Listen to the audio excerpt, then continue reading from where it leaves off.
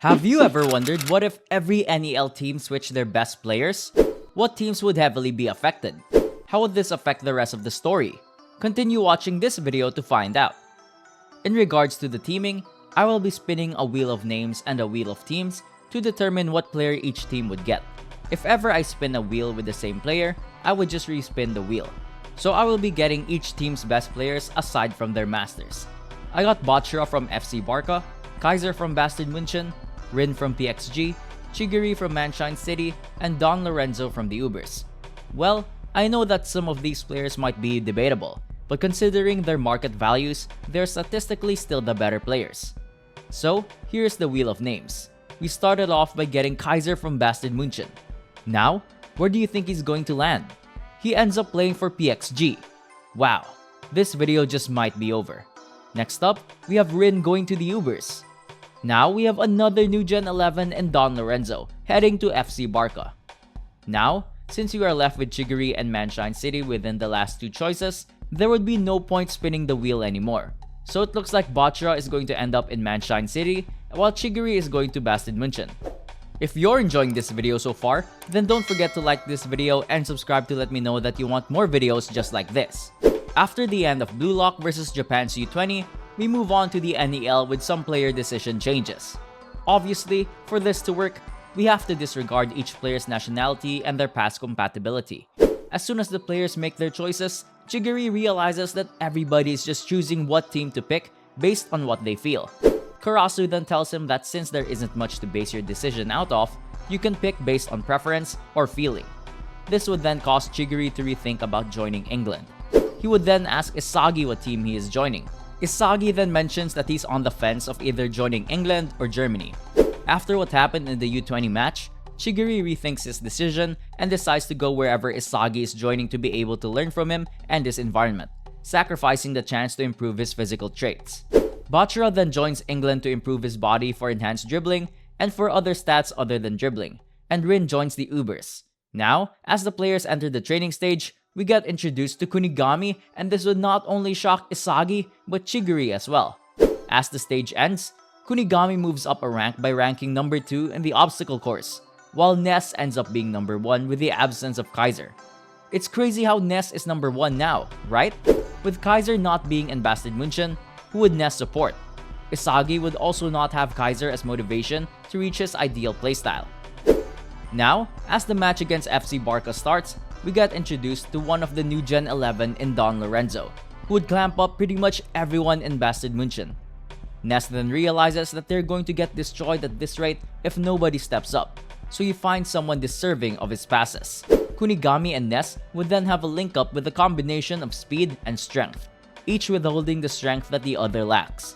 Despite Don Lorenzo being an FC Barca, they don't have any other crazy superstars aside from Atoya and Lavinho.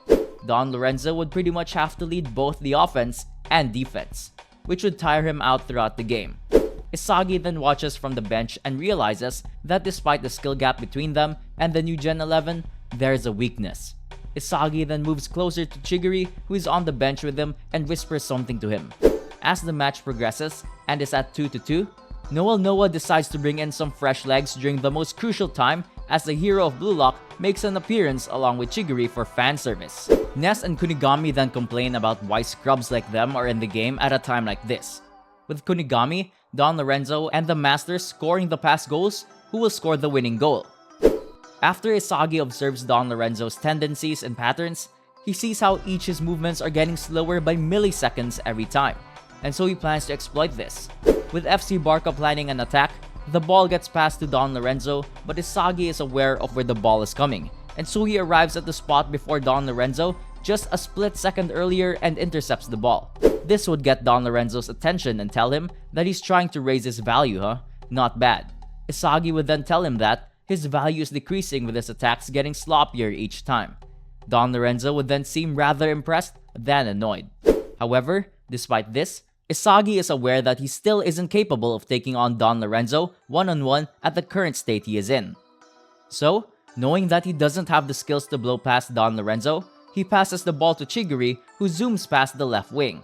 Don Lorenzo would then see this coming and goes towards Chigiri. With Chigiri and Don Lorenzo going head to head, Chigiri would end up winning the race at top speed and try to score the winning goal. But Kunigami comes out of nowhere and poaches the goal. So Kunigami wins the game for Bastard Munchen against FC Barca. Isagi and Chigiri would then get frustrated with the outcome.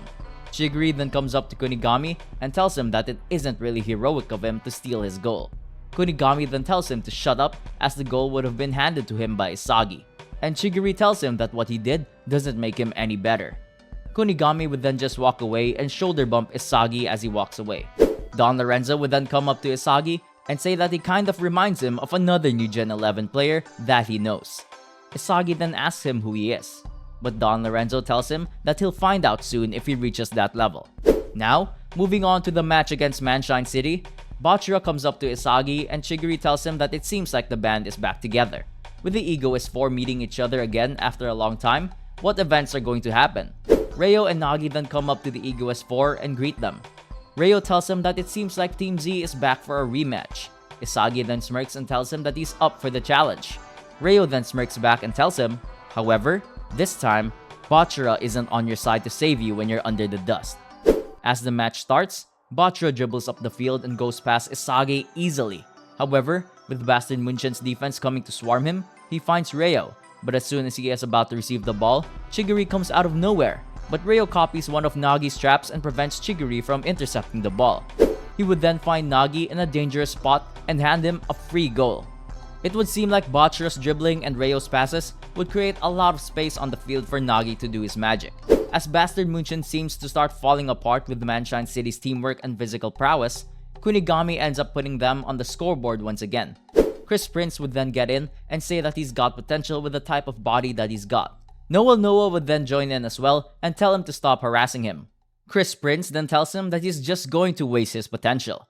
The top two strikers would then score a goal for themselves and bring it to another tie. Isagi would then get support from Corona, a nest to Kunigami. Isagi and Corona would then start taking space with their 1-2s. Ryo then assesses the situation and knows that the ball is coming to Chigiri soon. But Isagi tells him that he's naive and passes the ball to an unmarked Kunigami and calls out to him. With Kunigami surprised by Isagi's pass, he performs his signature mid-range shot, but it gets blocked by Nagi, who swears to not lose to Isagi. With Manshine City's counter-attack, they would score the final goal with Isagi helpless and unable to even transition to defense as using Metavision drained him too much. While bearing the loss, Kunigami looks at Isagi on the ground from afar and walks away. Bachira and Chigiri would then rush to help him up. It would seem like Isagi would need more stamina to be able to last with this increasing playing time. That would be it for today's video. Let me know if you guys want a part 2 to this series. What do you think would have happened if these players played for these teams? Would they have a better story? I hope you enjoyed this video, and if you have other what if ideas that you would like to see, let me know down in the comments. Have you ever wondered about the top blue lock duos that would be insane? Check this video out right here. Don't forget to like and subscribe for more content just like this. Thank you for watching.